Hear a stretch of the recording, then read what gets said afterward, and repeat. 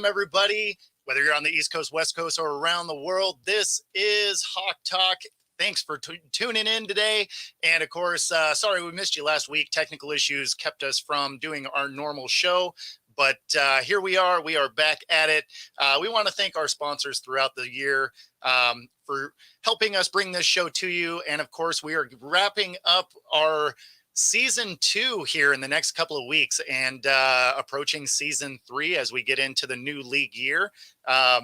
Pretty amazing the growth that we've seen in viewers. So we really appreciate you guys tuning in each week, dropping comments to us, being part of our questions. I love that element of our show, the questions that you send in every week so that we can, talk about them live on air. One of my favorite sections of the show. But we got a lot to discuss at this point. Staff, thanks for tuning in, Chad. So it's been a fun adventure. Obviously, I was a little bit surprised that they moved on from Pete with 1 year left on his contract, especially after taking this group to the playoffs the year before, missing the playoffs this year by 1 game. There was definitely plenty of opportunity. The defense definitely left something to be desired, but it was a team that you thought was still good enough to compete the way that they were.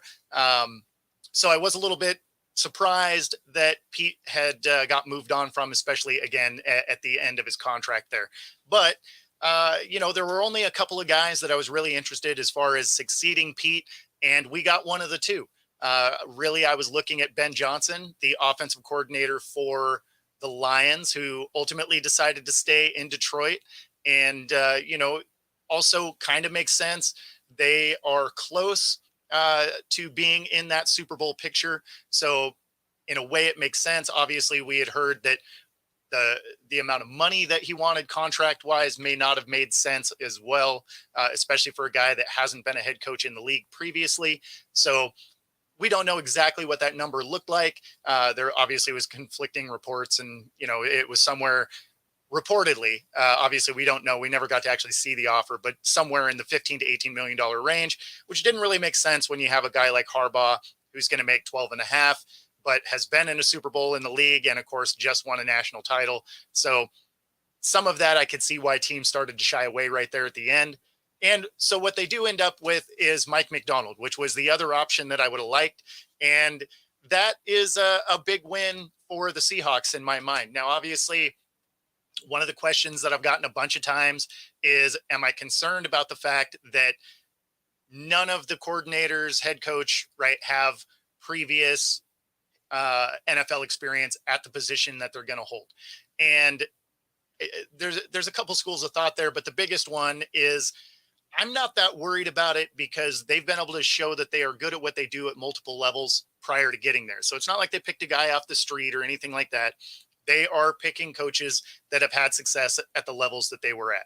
So, and I just I live my life a little bit differently in the way that I'm always striving for things that I don't necessarily have the experience to say that I should be there. Right. So the way I kind of live life is experience is something you get just after you needed it. That's sort of just the mindset that I have. I always just sort of focus on go get the job, and then you fill in the experience and the knowledge in real time, right? Because you're not even necessarily going to know all the questions you need to ask anyway. So it's definitely part of it. Chad, I appreciate that. If you are watching, please like and subscribe. It does help us bring our content to you. It is a huge help. So I really appreciate that, Chad. Man, huge help. You have no idea. So yeah, let's talk about Mike Macdonald, kind of what he brings to the table here. Obviously, he was the defensive coordinator for the Ravens, and one of those, it's one of the spots that the Seahawks have had a real hard time being consistent is on the defensive side of the ball.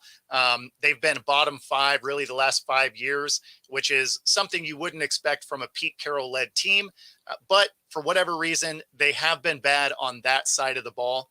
And, this is coming from a Ravens team that had a great defense, right? They were the number 1 defense as far as scoring, right? They only allowed 280 points all year.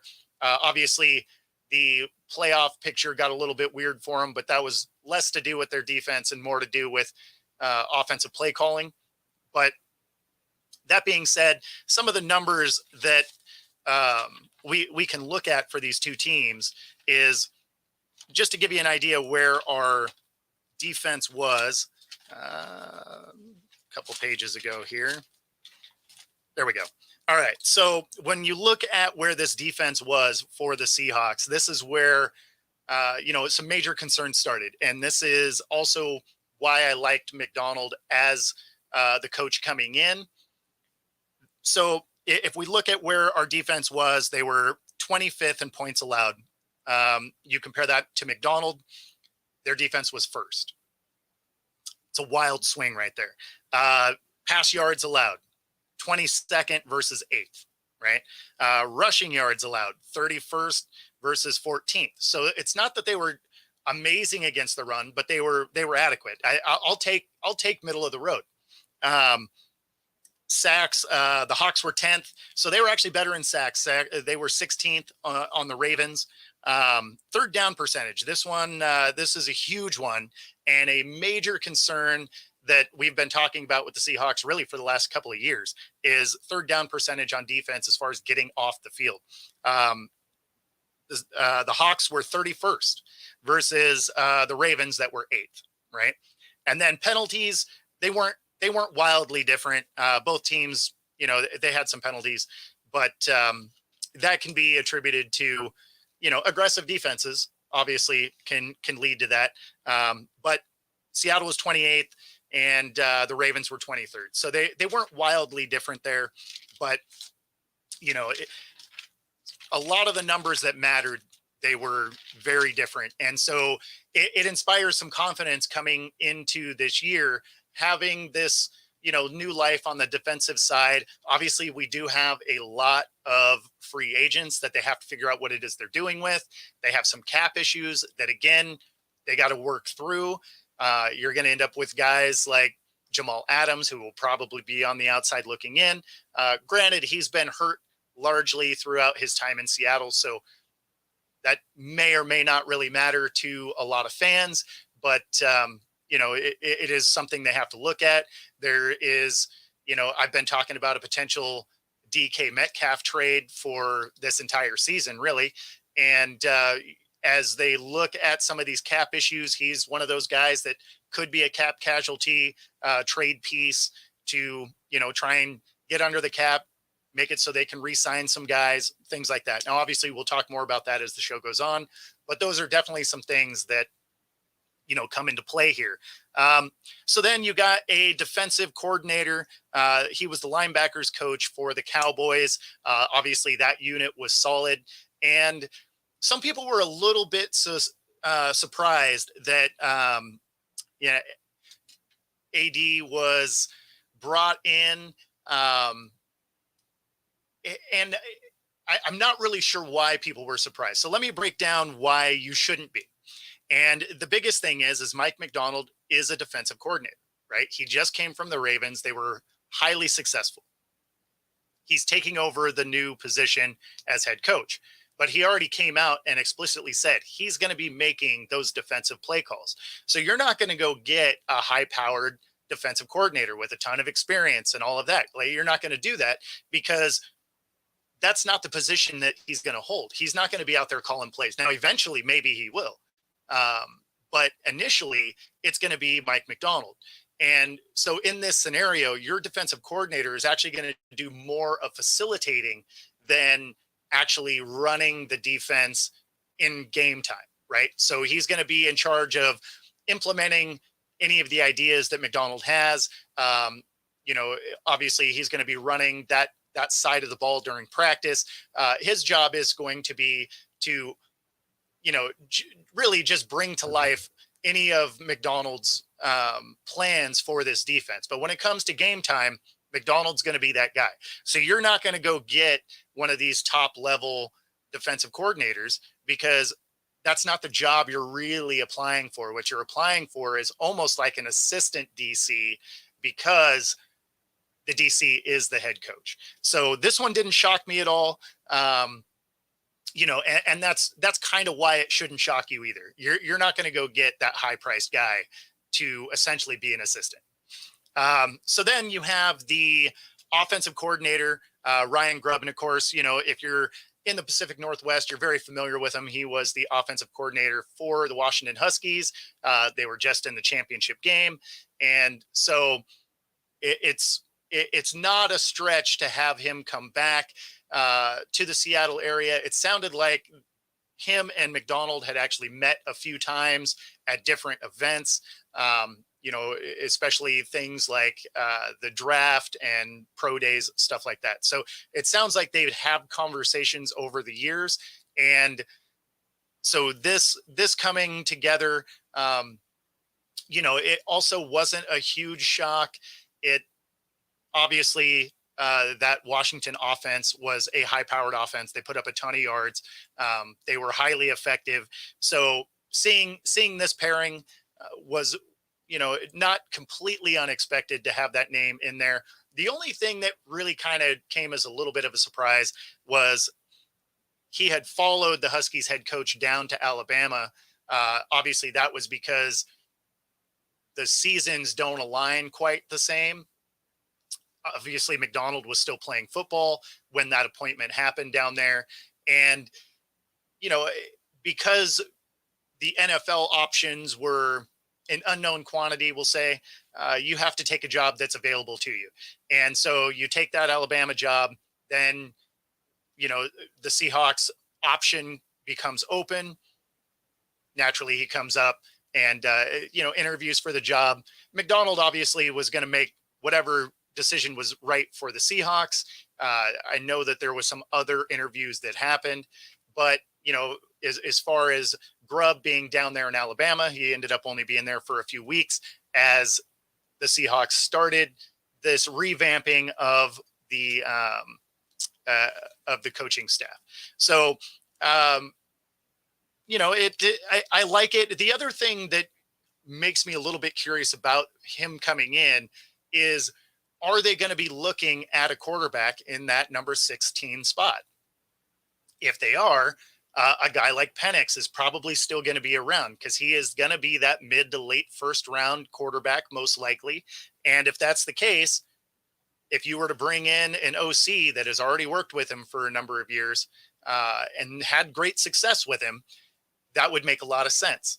So plus you have a quarterback situation here in Seattle that, at the end of the day, you don't have to have your rookie quarterback start. So you don't have to have one of those top three quarterbacks. It's not a situation where you need that guy to get drafted and then just jump out there and play.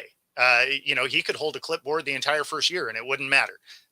They have their quarterback situation relatively worked out. And we'll talk about that as well.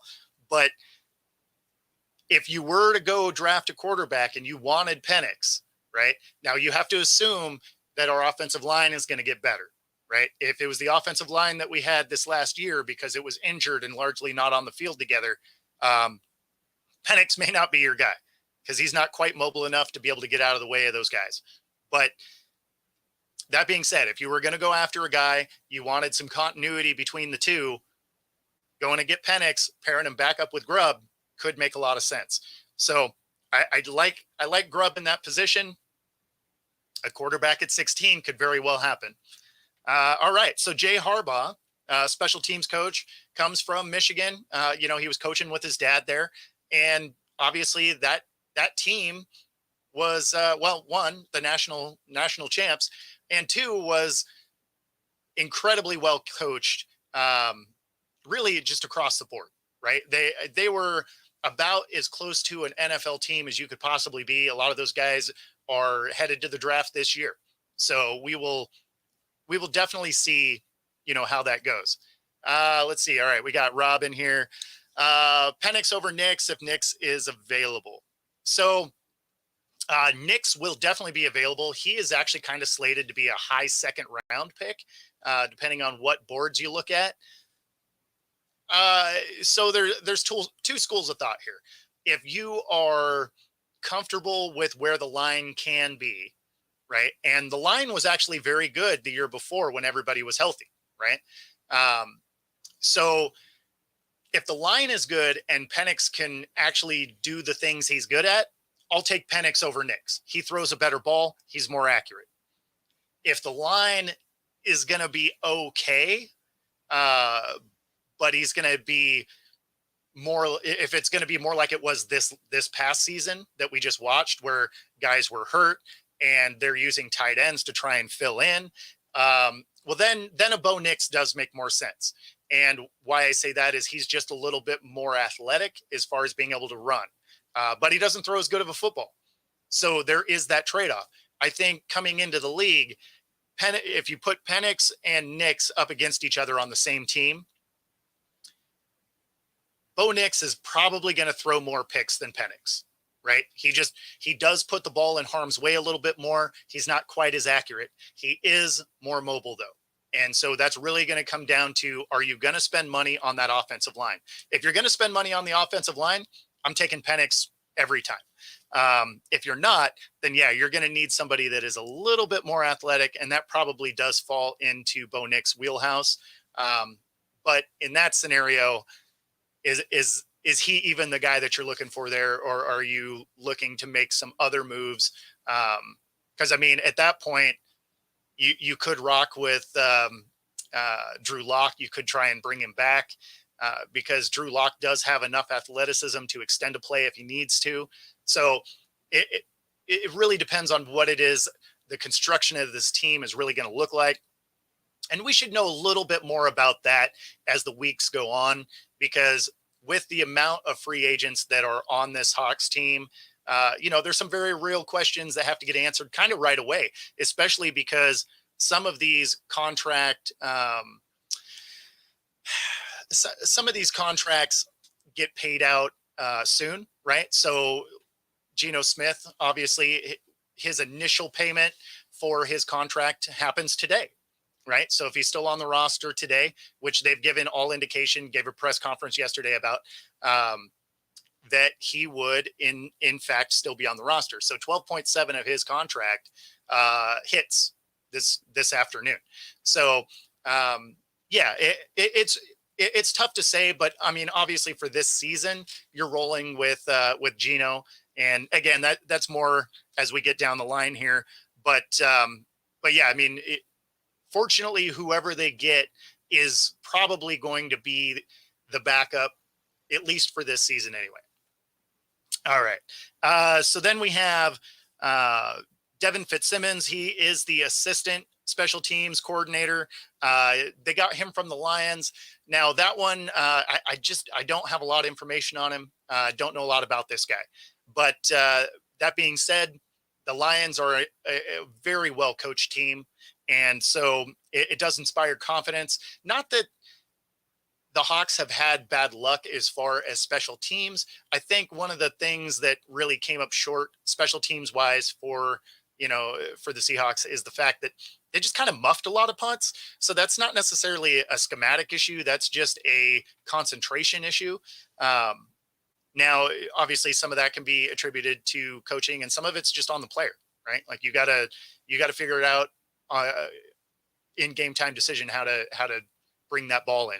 So I don't mind the appointment, but again, I don't know anything about this guy particularly. I'm sure we'll learn more about him as time goes on. Again, a lot of these guys have been hired in the last few days.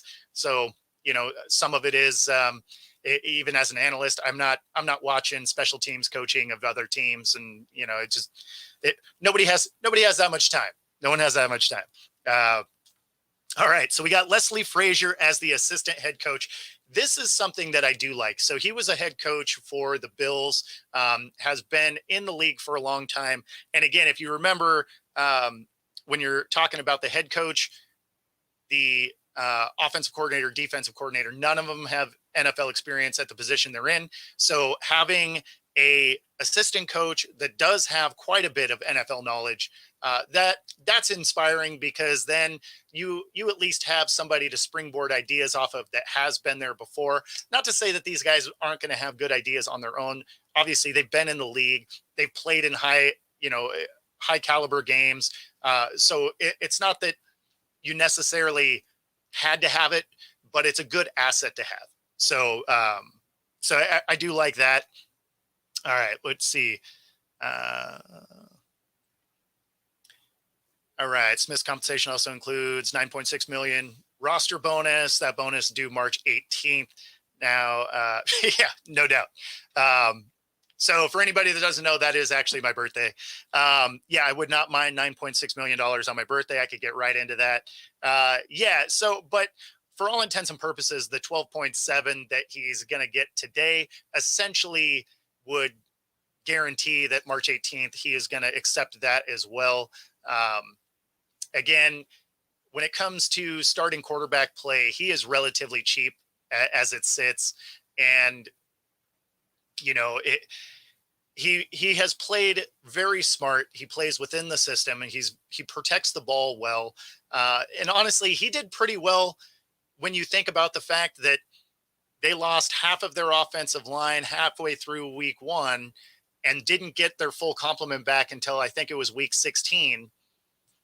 He was dealing with a hodgepodge of guys in front of him and still only missed the playoffs by 1 game. So I am very fine with Gino continuing on as the head coach, or I mean, as the QB1, at least for this season. Because again, you know, of the options that were out there, of the money they have to spend, it probably makes the most sense. All right, we got a 2-parter. Here we go. Do I think all these coaching changes as a whole is going to be better than what we had, if it was worth it? What big changes with the team's play do you expect next year? Okay, so yeah. Do I think all the coaching changes will be worth it? So the thing that's good about it is you're bringing in a lot of younger coaches, right? So Mike McDonald is exactly half the age of Pete Carroll, right? Pete Carroll's 72. Mike McDonald's 36. So there's an element of potential long-term, that, it comes into effect here. Now, the thing that's funny about it is the odds of it lasting long-term, when you look at the league as a whole, isn't that great, right? Like 5 to 8 years, that's pretty much your quarterback window. So do I think, could have Pete lasted another 5 years with the Hawks? I mean, probably, right? And the team was still competitive. But as a whole, I like the move. In retrospect, when they first fired Pete, I was taken off guard as well. Because again, there was only 1 more year on his contract. So I really kind of thought they'd let him play it out and then move on from there. Ultimately, it works out. I like what Mike McDonald potentially brings, but there is a ton of pressure to be good. So we will see. Obviously, the jury is still out. Was it worth it? The only thing I know is he is going to have, when I say a lot of pressure to perform, is you have Pete Carroll, who's here for 14 years, misses the playoff 4 times, right? You have Mike Holmgren just ahead of him, right? Between those 2 guys, we make 3 Super Bowl appearances. And, it's just, there's been a lot of success over the last, 15 plus years for the Hawks. And so when you look at it that way, I could see how fans might turn on him a little bit. Yeah, I'll get to that one in a second, Rob. So yeah, I mean, I think the problem is they're not going to enjoy patience from the fan base. So if they come out and they go, 2-3 or 2-4 to start this season, there's going to be a lot of people that are up in arms, and it's not necessarily going to be that he's a bad coach. I mean, you're bringing in all new philosophies. You're changing everything about what this team is. So, we'll see. So the jury's out. I hope they have success right away, because that'll be a tough thing to put, the genie back in the lamp if they start out slow. The second part of your question here, what big changes with the teams do I expect next year? I expect a dramatic change in the defense. One of the biggest things is I would be surprised if they don't go back to a 4-3. They've ran this 3-4, and I know they did it with Jamal Adams in mind. And when you think of his skill set, it totally made sense. It's just unfortunately he wasn't healthy most of the time, so it makes sense that that maybe they move back to something that's a little more traditional and focus on some edge rushers and making that front seven a little bit better overall. Because again, the 3-4 works fine if you have a hyper athletic guy, but that hyper athletic guy needs to be on the field, and largely he hasn't been. So I expect a lot of changes on the defensive side of the ball, and they need it. They need it. And yes, we can discount the Mora year. If you're not a Hawks fan, you probably don't even remember that was a thing. But in between Holmgren and Pete Carroll, there was one 4-win season with Mora, and it was largely forgettable. So yeah, that's about as much airtime as we divulge to the Mora era, if you can even call it that. Because one season isn't even really an era. It's just a what were we thinking kind of situation. Now, that being said, it's not like he got time to build a team, but, he moved on from the Seahawks, went down to UCLA, didn't really do anything there either. So not saying he was a bad coach, but probably the better coach landed in Seattle. And you got a championship out of it. So there we go. All right. So then the next coach that recently got hired this week was Scott Huff. He is the offensive line coordinator, and he was also with UW. So he had worked with Grubb.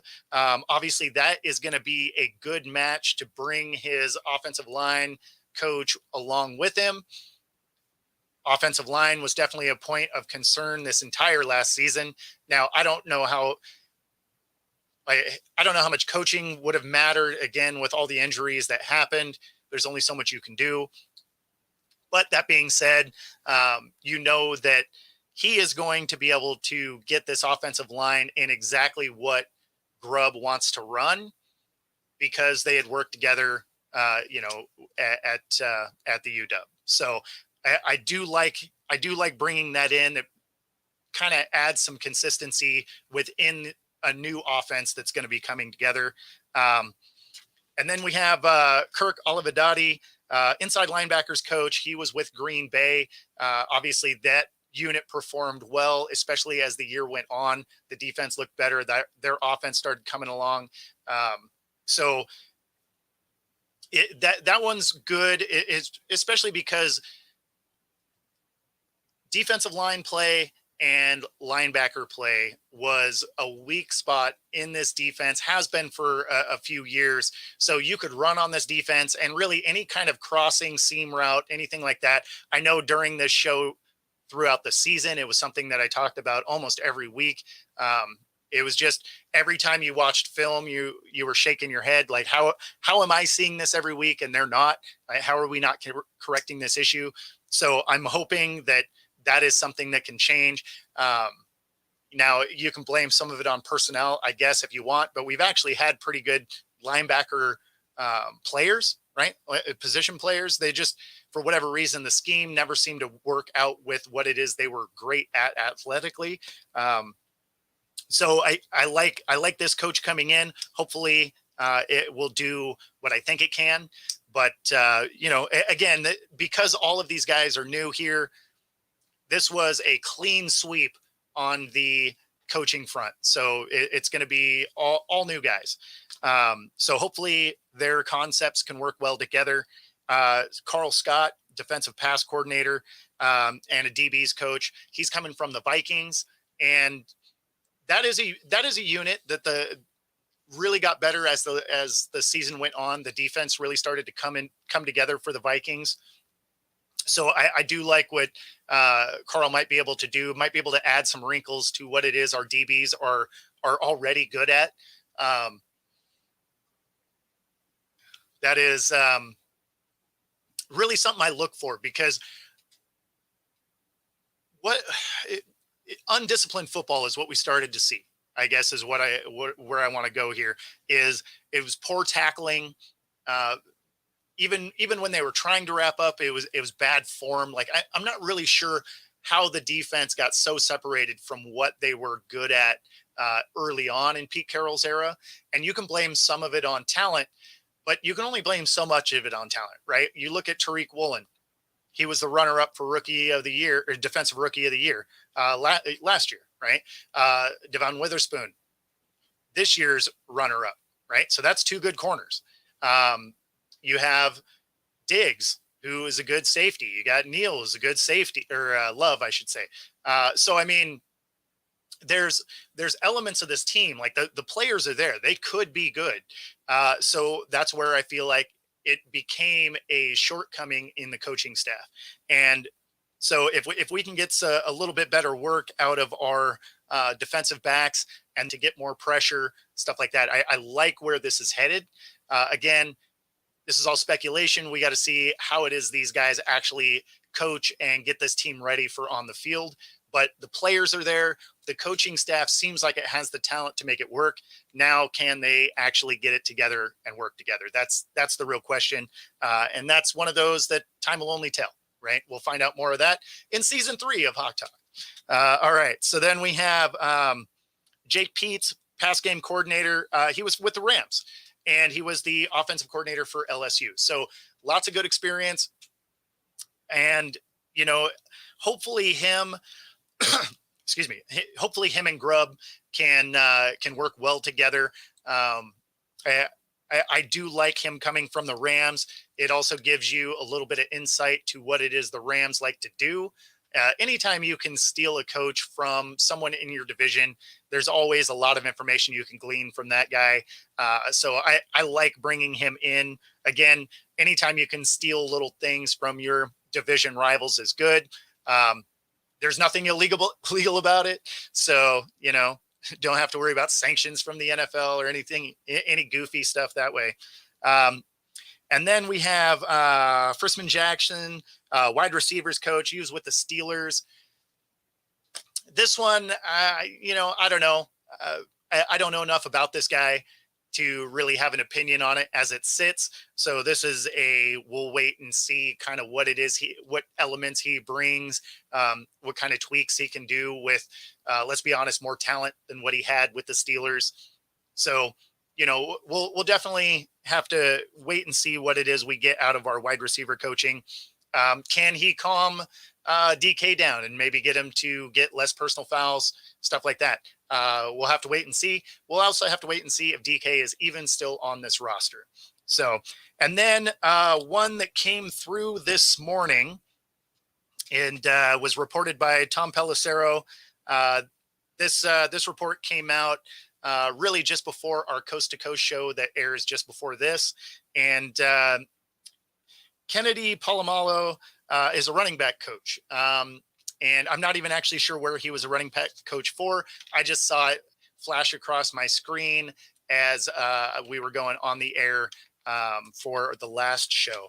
So that one I have to do a little bit more information on, but he was or is expected to sign as far as Tom Pelissero has reported. All right, so let's get into some of these questions. And, obviously we're at the end of the season, so some of these questions are just, some of them from about this last season, some of them moving forward. And, of course, some of them are just about the Seahawks in general, like this first one here is, do I think Marshawn Lynch is a Hall of Famer? And I know, if I remember right, he becomes eligible this next season.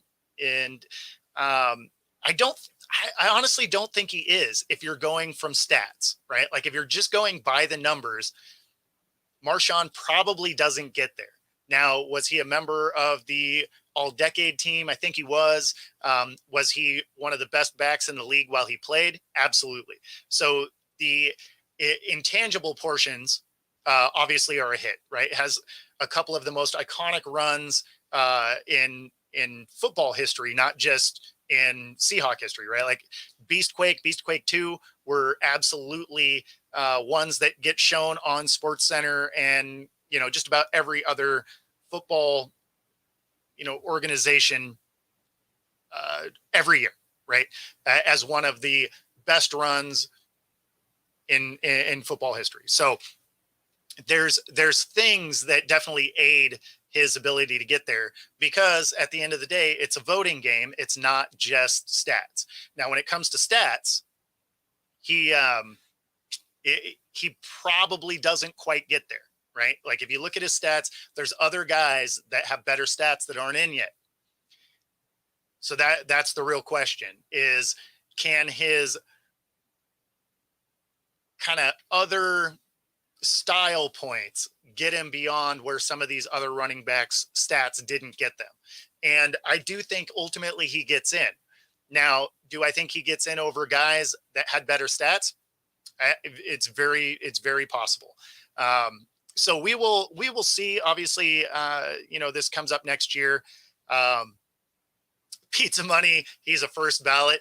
Yeah, let me know what that line is, because I don't think he'll be a first ballot. It will probably take him a little bit, and again, only because the stats don't quite line up. Like there's quite a few other running backs that have some better stats that aren't in yet.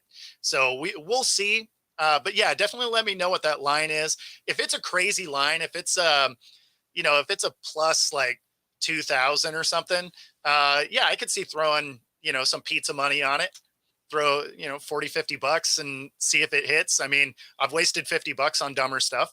So, that would be interesting to see for sure.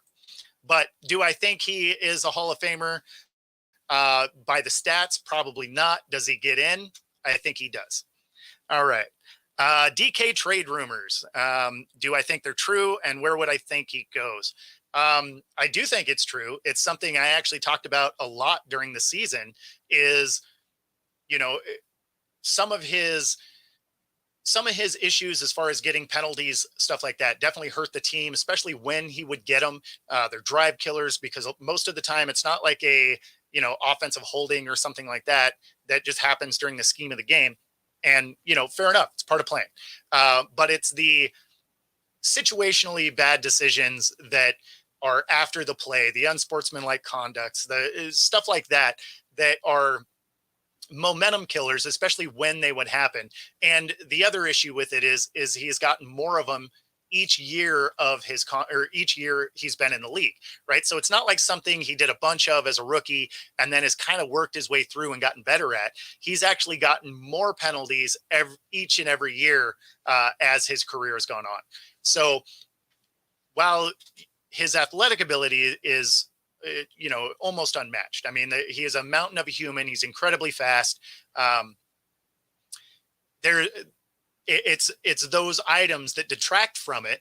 And so you look at it with how much his contract is, the cap trouble that they have, the fact that sometimes he drops easy balls, and what you could get from trade value for him.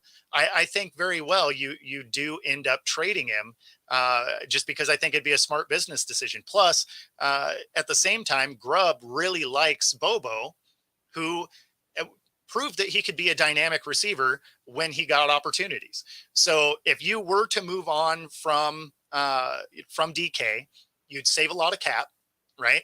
And you would probably get a decent return for him. I could see getting a 1, or maybe you end up with a 2 and a 3 with an escalator or something like that, right? Where if he goes to another team and he performs well, maybe it goes from, a 3rd to a 2, or, something to that effect. So I could definitely see a scenario where they do trade him. Again, it's something that I've been talking about for the entirety of this last season and talked about the potential of it the year before. So this does seem like a very realistic option, again, because of what his cap hit can be. If they were to trade him, I could see him going to, say, Washington, right? They have plenty of draft picks, so they could afford to give some of those up to bring in a guy like DK. It immediately gives them a weapon, right?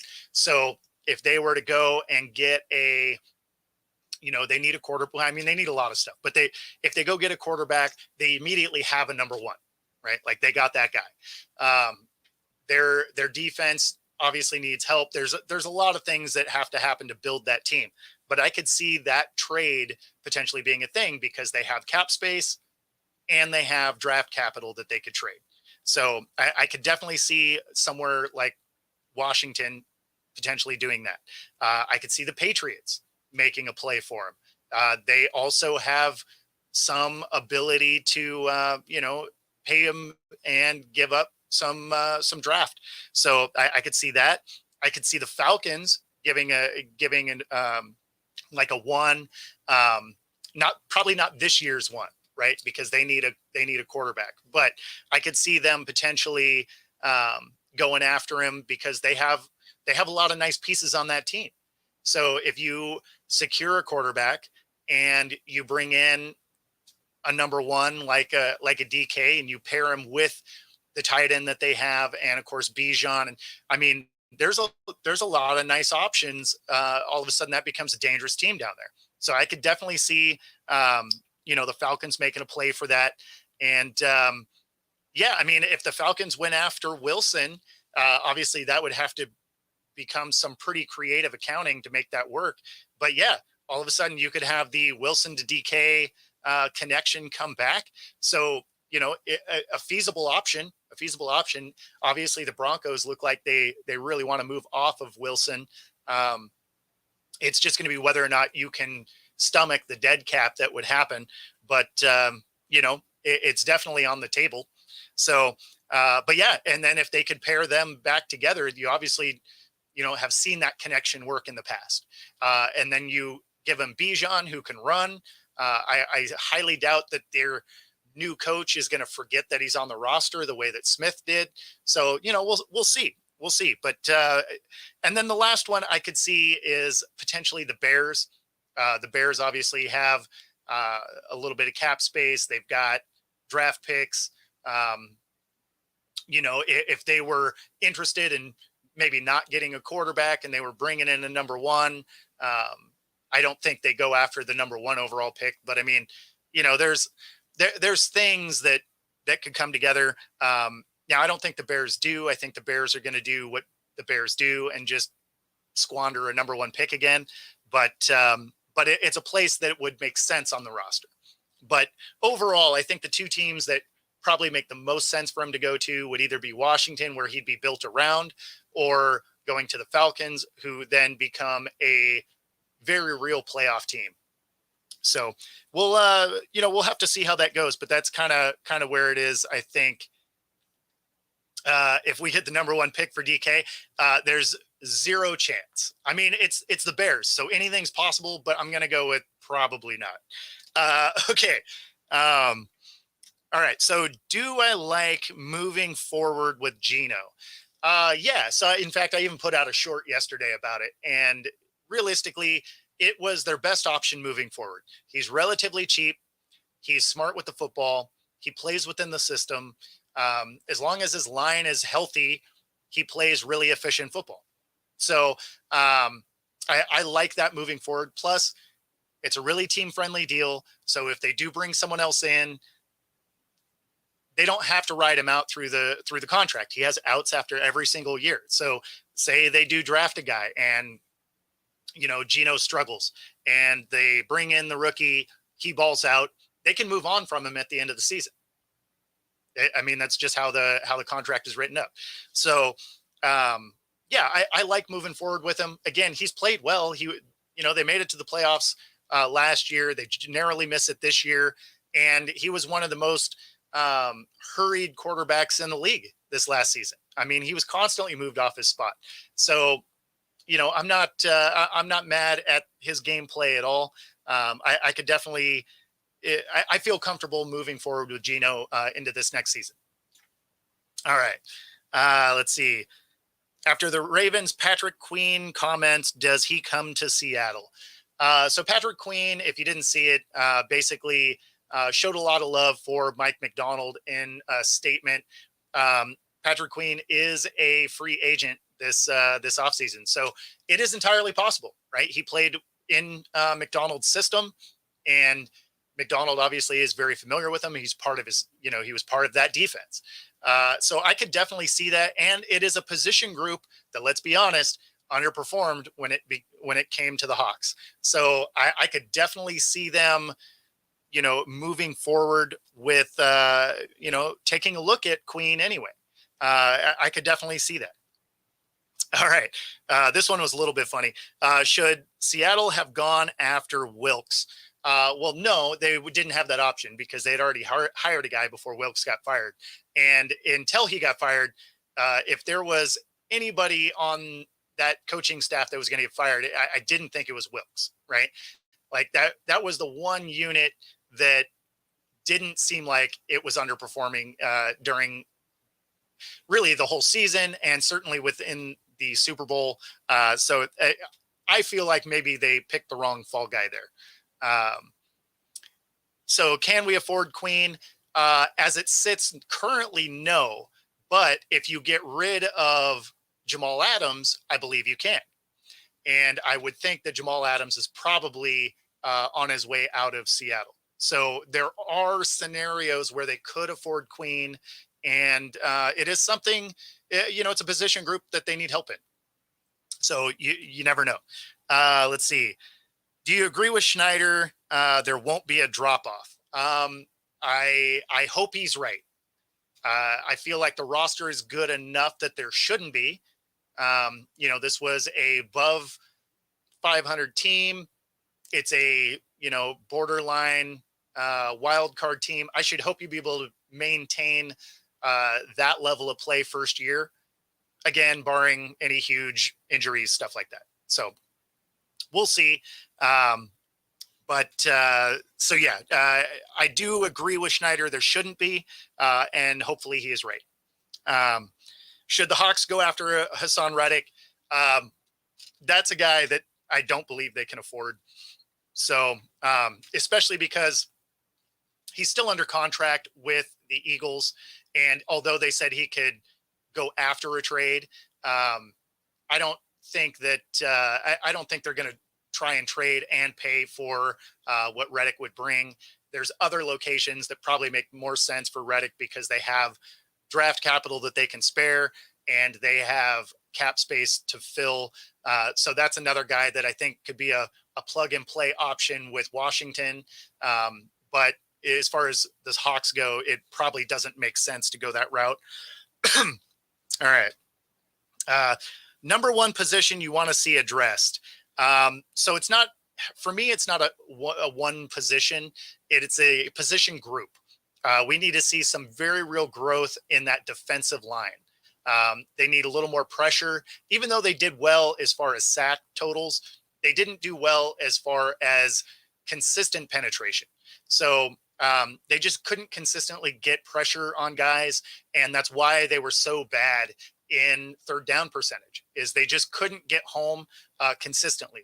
Now, they were able to get sacks, but sacks are only good if they're also pressured every other down. If you're just randomly getting home, it really doesn't matter because they can pick you apart every other down. Really not a huge benefit, which is why I always talk about on this show, or really just a lot of shows, is I much prefer the quarterback hurry rate over quarterback sack rate.